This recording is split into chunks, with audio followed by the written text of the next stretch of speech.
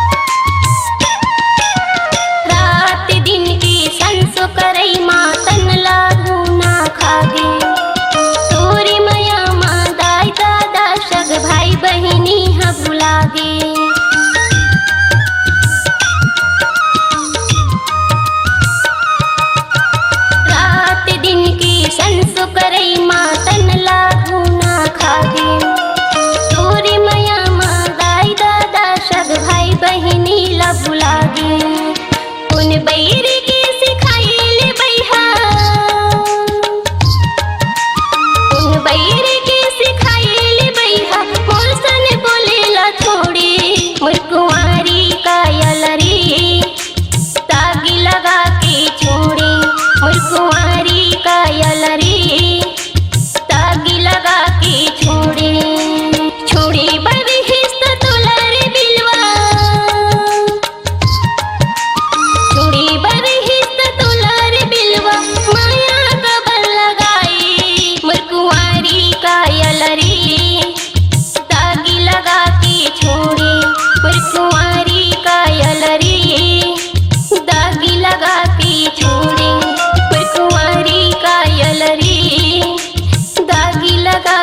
छोड़े मुझकुमारी कायल रे दागी लगा के छोड़े। छत्तीसगढ़ी लोक कला मंच संगवारी ग्राम मंझगांव गंडई जिला राजनांदगांव की प्रस्तुति।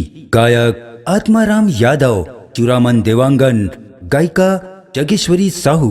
कार्यक्रम हेतु संपर्क करें Atmaram Yadav, mobile number 9669163639। Churaman Dewangan, mobile number 9755188740। अपनी आवाज को दीजिए एक नया मुकाम। डिजिटल रिकॉर्डिंग की दुनिया का जाना पहचाना नाम स्वरांजलि, जहां गूंजती हैं ध्वनियां अपनी माटी की सौंधी सुगंध के साथ। छत्तीसगढ़ी संगीत के विविध रंग जो पहुंचाते हैं पूरे प्रदेश में डिजिटल रिकॉर्डिंग के संग। स्वरांजलि स्टूडियो, नेमी चंद गली नंबर 2, गंजपारा, रायपुर।